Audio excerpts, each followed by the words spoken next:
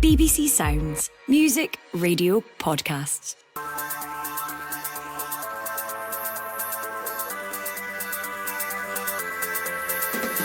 Hello, I'm McLeod, and this is the Scottish Football Podcast, with all you need on Thursday the 17th of April, and really, there's only one thing to talk about. And Rangers somehow have managed to keep a clean sheet in the biggest of adversities. A Europa League quarter-final on a knife edge. There were changes aplenty for Rangers at the weekend. Turn for goal, it's an equaliser! It's an equaliser from Yanis Hadji! Rangers level with the last kick of the ball! So what side will we see tonight? Quite simply, the biggest test of Barry Ferguson's managerial career. It's not about individuals, it's a team sport. I think anybody watching the game tonight would have seen a team that will run through brick walls for each other. We'll reflect on his time in charge at Ibrox so far. The Scottish Football Podcast from BBC Sport Scotland. Right, thank you very much for listening and for downloading, and if you're subscribing as well, then all the better. I'm joined for this edition of the Scottish Football Podcast by Stephen McGowan, Herald football writer, and Maurice Ross, former Rangers defender. Gentlemen, hello. Liam, afternoon. How you doing, Liam? Good. Are you enjoying your Easter? Yeah, bit of golf, a bit of this, bit of paddle, tennis, so I'm happy enough. Good. Keeping fit. Stephen, what you been up to? Well, I've been working, unfortunately. So, all good, Liam, all good. We're ready to go, looking forward to this big game. It is a huge match, isn't it? And Thursday nights have been pretty special for Rangers over the last number of years, and this season certainly has been no different. We're going to chat about the game, quite obviously, with Maurice and Stephen, and it is a quarter-final, Stephen, that's delicately poised after last week's goalless draw in the first leg in Glasgow. Yeah, it's a quarter-final where, despite all your instincts, you would be mad to write Rangers off. I think it was just huge for them, keeping that game at 0-0 as they did, in the circumstances, psychologically, and in terms of the impact it has in the second leg, because I think if you looked at Athletic, you saw a team which flattered to deceive slightly. I think until they enjoyed a 3-1 win at home at the weekend, they did 3 0-0 draws. They weren't scoring goals by the barrelload, if at all. So they'll be feeling better about themselves, but I don't think there's anything massive for Rangers to fear. They've got this bipolar aspect to them where whatever happens in domestic football, they go away from home to places like Lublin in Poland, and they get a result against Dynamo Kiev, they go to Malmo, they go to Fenerbahce, they go to Olympiacos, they go to Nice, and they get great results. And that's why you would be mad, in my opinion, to write anything off when it comes to Rangers against Bilbao. No, I mean, absolutely. The victory and performance, Maurice, in Istanbul is still very much fresh in the memory, and it's going to take something like that, if not better perhaps, for them to get through to another Europa League semi-final, which would be their second in, 3 years? I mean, I have to echo with what Stephen says. I wasn't overly impressed with Bilbao at Ibrox, but they are undefeated at home in Europe. And I think that the strategy for Rangers will be to set up in a manner that keeps them in the tie for as long as possible. And by hook or by crook, you don't need to win the game tonight, But I think to stay in the tie, perhaps go to penalties, might be the strategy. But yeah, Barry certainly got a couple of key decisions on how he's going to approach it, what formation, what personnel he's going to go with. But I genuinely think that squad has a belief come Thursday nights that something special is going to happen. And I sometimes think football's written in the stars. That penalty save by Liam Kelly, I felt was a fair reflection on the game. I mean, Rangers were up against it, but they stayed in the tie. They dug in. They had strikers that were running about. They had midfielders that were doing extra yards. And it's going to take everybody really, really working to their maximum tonight to put Bilbao to the sword. Yeah, and they've come through some serious adversity even in the last 7 days. When you consider, as Maurice kind of alluded to there, the fact that, they were down to 10 men after 13 minutes with Robin Propper's red card last week, and the penalty save, we've gone through that VAR check, the goal disallowed, the penalty was awarded after that. And then the goalkeeper makes a fine save. And then at Pittodrie on Sunday as well. I mean, how on earth he got something out of that game is probably still has Yimi Talene scratching his head, let alone everyone else. Aberdeen 2-0 up at half-time, up against 10 men. I mean, you didn't give Rangers a prayer in that one. But again, they came through that, Stephen, and got what was certainly a draw, but just the whole aspect of it psychologically could be huge for them. It's what they do, though, isn't it? I mean, I think the big problem for Barry Ferguson is that they do keep going 2 goals down, certainly domestically. Was it 7 times in the last 10 games, Stephen? 7 times in the last 10 games? Yeah.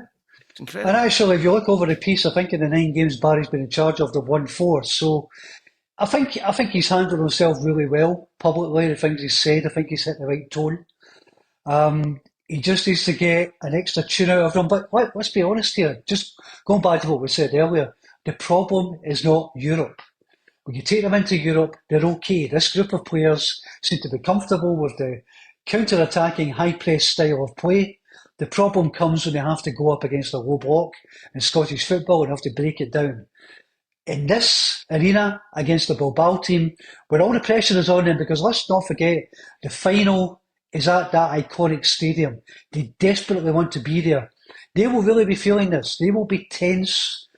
Look, we could be made to look silly. Bilbao could win comfortably. Nico Williams turning on a show. But honestly, like Maurice, I think Rangers will keep it tight. I think they'll look to get into the final stages, still in the game, and then who knows? I'm just looking at the team, Maurice, that started in Istanbul. Obviously, Liam Kelly's taking the gloves, so it won't be Butland unless there's a problem for Kelly between now and kickoff. Robin Proper suspended. The rest of the team was Tavernier, Suter, Yilmaz, Barron, Raskin, Jeffday, Czerny, Diamande and Dessers. And of course, Suter and Diamande missed the game last week because of a ban. It'll be pretty close to that, won't it?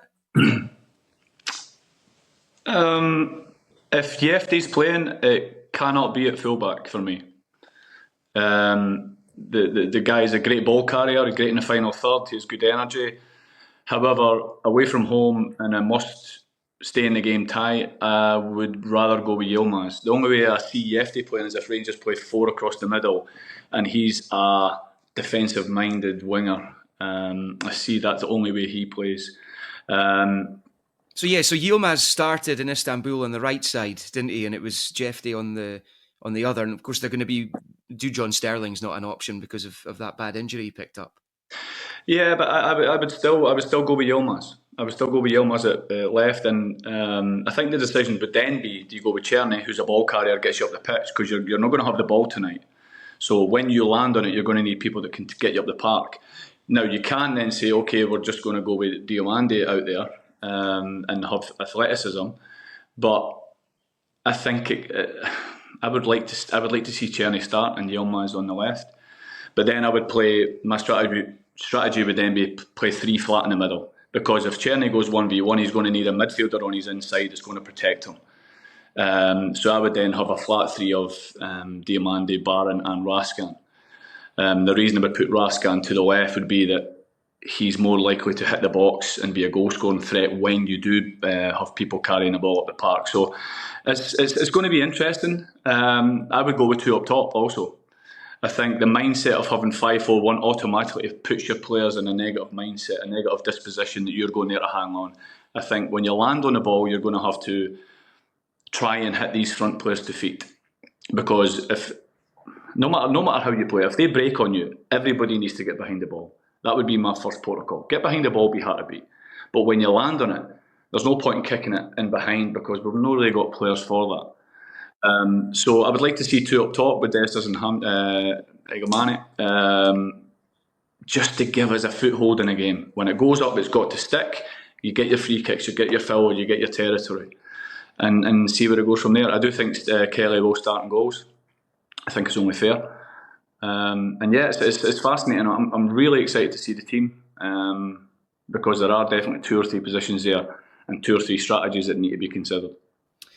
We're recording this podcast before Barry Ferguson's media conference. I'm out in Bilbao just now, and I've just returned from the Athletic Club media conference. Ernesto Valverde was speaking, and Stephen, highlighted Czerny and Dessers as the danger men. He was also asked about why Rangers are picking up better results away from home, including in Istanbul, than they are at home. And he's kind of suggested what you were talking about earlier on there, that they're a better counter-attacking team. Ergo, the team that they're up against has more of the ball, and that will be the case tonight. I think it's also on stats, Liam, that in terms of the Europa League, Rangers are pretty much in the top 5 in terms of chances created from the high press and chances created from counter-attacking. It's what they do extremely well. That's why I was a bit surprised when Barry Ferguson did make all those changes for the first leg, because, as I said earlier, I don't think Europe is necessarily the big problem. The players have been performing well there.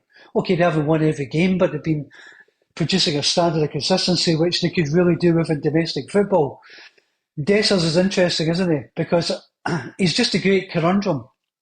Because his numbers are good, his stats are good, but he drives fans to distraction with the chances he misses. The one thing he does do, I'm sure Maurice would probably echo this, he puts himself in that position time and time and time again. And for me, I think he has to play. And yeah, absolutely, on Czerny. Czerny is the one player for me who Rangers should be, however much money they have this summer, moving heaven and earth to try and sign if they possibly can, because he's just been a revelation. Yeah, he looks like the one the prospective new owners would be desperate to keep for next season. Hadji was the hero for Rangers on Sunday. He's a good option for them, and he's come up with spectacular moments in Europe before when Rangers looked as though they were going out. I think it was Braga, wasn't it? Just before the pandemic. Does Hadji come into the equation at all, Maurice, do you think, or will he have to settle for the bench? I think it's going to be the bench. I think the only way he plays is if the manager goes with a 10 and he plays Hadji in the 10. I think Hadji's, yes, he has quality, right and left foot, that's undoubted. However, I think what really stands out for me is his ability to knuckle down and work hard. And tonight, when there's going to be periods where they're going to be countering and breaking on you, it's all about how many people in that squad want to run when they're on empty and make that the last 5-10 minutes is impossible for the opponent to score. And it's going to be Walter Smith-esque. I hope it's going to be like that it's just this one of these nights where you're in the trenches. It sounds all the cliches, but in a quarter final in that stadium, it's going to be a great night. And it's if I'm in that dressing room, I'm looking around me going, have I got warriors in here that are going to go and put their bodies on the line for this football club? That's what I would be picking my team on tonight. And there's no room for the faint-hearted for me. Yeah, I mean, you think back to that Walter Smith team that got to the final in 2008, and you're talking about warriors. I mean, that was chock full of them, wasn't it? You know, Davy Weir, Lee McCulloch. It was. Yeah, but they're natural. These guys are natural. This squad does not have that as such. However, in European nights, they seem to be able to dig deep. And it's about your approach to this. What's Barry Ferguson's approach going to be? Is it going to be that we're going to stay in the tie, but we're still going to have players that can influence the match going forward? I think that's the way it's got to be. Boris, I'm always interested in that because, you hear all this time about, he knows the club, he knows the standards.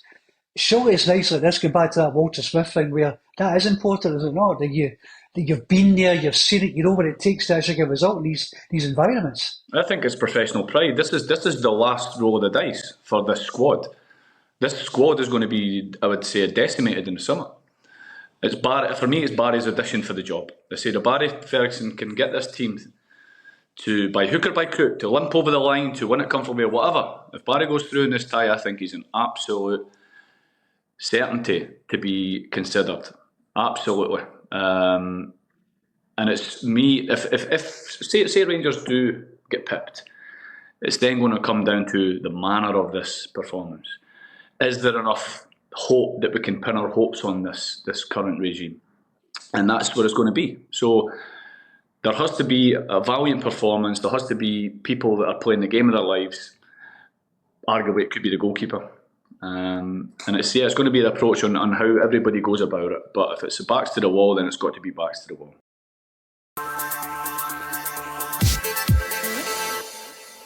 Right, so let's talk about Ferguson's time in charge then, Stephen. There's been plenty commitment and character. I don't think that's ever come into question, really. Have you seen a big improvement in Rangers since he's taken the reins from Clemo? Only in so much as there have been games where they have been 2 goals down but have come back with where I don't think they necessarily would have before. I don't know if under Clement they would have come back in Dundee. I don't know if they would have come back in Aberdeen. We know they've already lost in Aberdeen this season. So there has been an injection of character and fight, whatever you want to call it. It needs more than that, though. I think, as Maurice says, they need to rip up the squad, need to get the recruitment right. I think before you really assess the Barry Ferguson situation, I think you have to consider that they're going to appoint a sporting director. The sporting director is going to come in, he's going to have to set the culture, the identity of the club, and then you would have to think he will be instrumental in who the next coach is. You know, Barry, I think, as Maurice says, there will be an emotional bandwagon if he gets a result here, if he gets into a European semi-final, and it will be hard to resist the case for appointing him. But, is the case strong enough just yet? Not for me. I think they should give themselves every single conceivable game and every minute before they jump to a decision. Because, they've got games to go, they don't need to rush into it. He's done well, he's handled himself well, but for me, would you give him the job right now? I don't know about that. Yeah, I mean, I guess, Maurice, they would have to take the emotion out of this appointment. If he does go deeper in the Europa League, as you say, he's going to be potentially a real candidate for the job full time. And I think I asked them this at the media conference after the game last week. Can he make sense of the fact that this team that is leaking goals left, right and centre domestically were able to keep out the 4th best team in La Liga last week? And if they'll be clearly aiming to do that in Spain tonight. There won't be much money being put on Rangers keeping a clean sheet tonight, that's for sure. But can you make sense of it? How did they manage to keep Athletic Club out last week with, 10 men from the vast majority of the game, yet it's 2s and 3s and in the league every week? Well, one, Rangers are typically, they have the ball majority of these times, and teams are encountering on Rangers, where in Europe the focus is typically you're in shape, be hard to break down, and we counter on teams. So it's flipped from, and this is why I think Rangers have struggled at home, because I don't think they have many people in the squad that are ball carriers that can go 1v1. And every great Rangers team's always had 2 or 3 couple on the bench that can go 1v1 and eliminate opponents through a bit of ability. Because when you are playing in low blocks, you need people to make forward runs. You need people to go 1v1. You need people to take that bit of risk and hit the box. And they're chalk and cheese. And I think with this team, it's definitely set up to be a mid to low block counter-attacking side for me. And this is the way. This is the only reason I can see. I don't think there's an attitude issue there. I really don't, because I think by all accounts it's a nice squad, probably too nice. I think you're needing a couple of naughty boys in there for next season that are going to, drive standards off their own back. But maybe, I speak to people in England, I speak to people that are involved over at Celtic, and it seems to be the way of the culture of the football in Warden, that everybody's a nice wee guy and they just put their headphones on and they do their own wee thing. As long as they play well, they're fine. Their Instagram gets updated and everything's hunky-dory. But this can't be accepted. I think it's something that needs to be addressed, and I don't know how you do it. I've not got a magic wand or a magic answers for it, but I would certainly be going gritty in terms of the recruitment. Boys that have not had it easy in their careers. I wouldn't be signing anybody that's coming down the way. I'd be looking at trends. I would be going younger for sure. So somebody that's in the 2nd division in Germany, 2nd division in the Netherlands, this trajectory is up, rather than, he played at the big clubs there, and he's now 29, and it doesn't work for me. Never, very, very, very rarely works. The sports director, the recruitment side is a big job in the coming weeks. But there's certainly a big job to do at Rangers in the summer.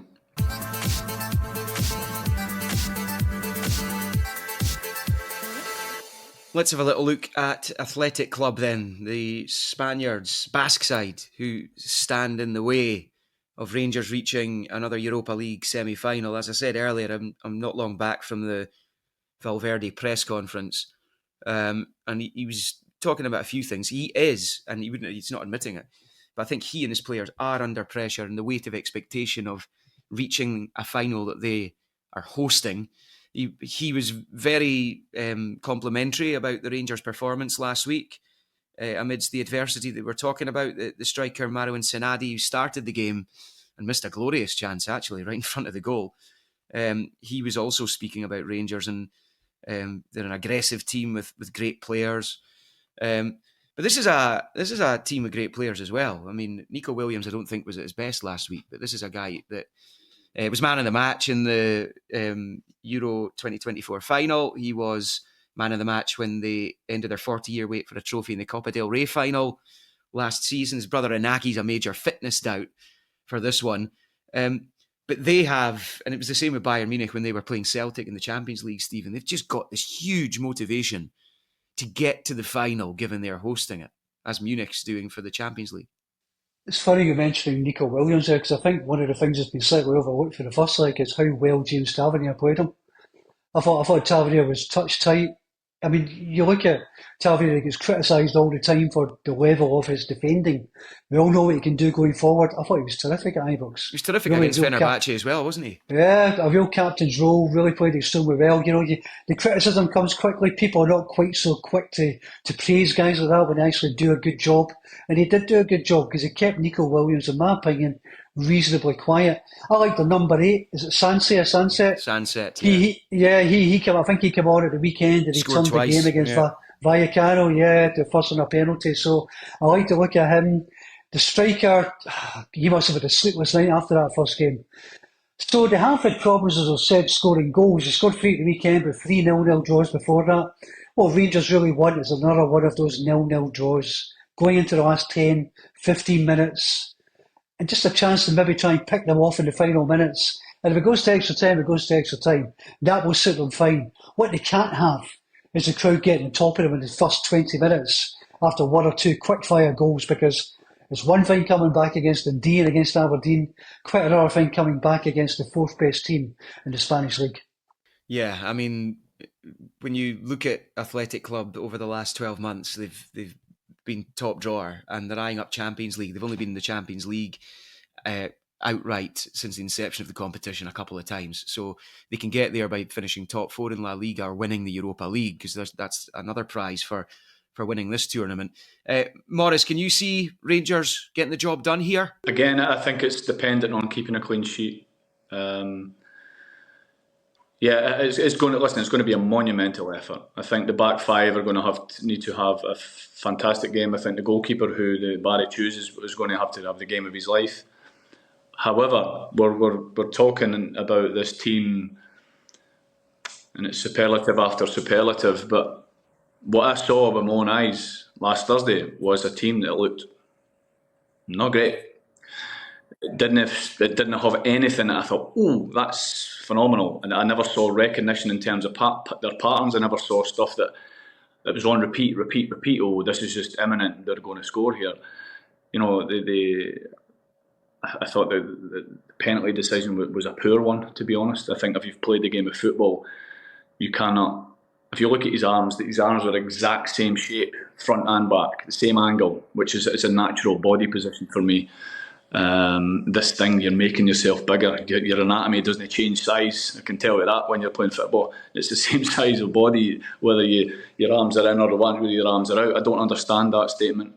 But I think that Rangers must try and kill the game as much as they can, and when they land in it, they have to be brave, because Rangers, when they land in it, are going to have more bodies in proximity to the ball. That's for sure, because they're going to be in a low block.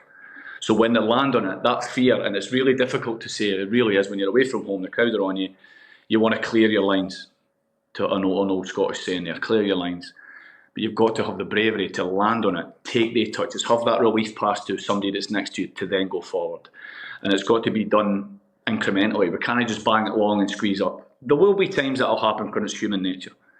But that bravery to land on it, hit a striker's feet, support it from underneath it, then get up the pitch, then your territory, then your throw-ins. Any chance they get, it's got to be going on the box. There's got to be forward runs, because there's going to be few and far between. But when they do it, they've got to trust it, and midfielders have got to get up in the game. Wing backs have got to be crashing the box from the other side of the pitch. And just remember, this is one of the games of your life. If this team goes through here, it's going to be one of the best memories these guys will ever have in their life. Is this team better than Dortmund a couple of years ago? Yes, Rangers team's arguably different. But you've got to have that same mindset. Doesn't matter who we're playing, we've got to be in this tie. We've got to give our best for this football club, because the league has been unacceptable. I think every Rangers fan and Rangers employee would agree. This is our last roll of the dice. And go and give it your all. Go and come off that pitch. Cramp, you're in your bed, you're on your flight, you've got cramp for the next 2 days. You've given that much. That's the way the approach has got to be for me. Well, if the Rangers players and supporters weren't up for the game already, then listening to that monologue from Maurice Ross, I'm going. I mean, my goodness me. Barry Ferguson should just take that as his team talk. I hope he's watching this. Just play it out in the changing room beforehand. Listen, guys, thank you so much for joining me, Maurice Ross and Stephen McGowan. Thank you for listening as well. Full coverage of Athletic Club against Rangers in the second leg of this Europa League quarter-final will be on Sports Sound and BBC Radio Scotland. The programme's on air from 6. Kick-off in Bilbao is at 8 o'clock. Can Rangers make it through to the semi-finals? You find out on BBC Radio Scotland this evening. And remember, we are here with new episodes of the Scottish Football Podcast bright and early every day. So to make sure you don't miss out, subscribe on BBC Sounds and have push notifications turned on in your phone. We'll see you for the big one. For everything you need to know about your team this season, download the BBC Sport app.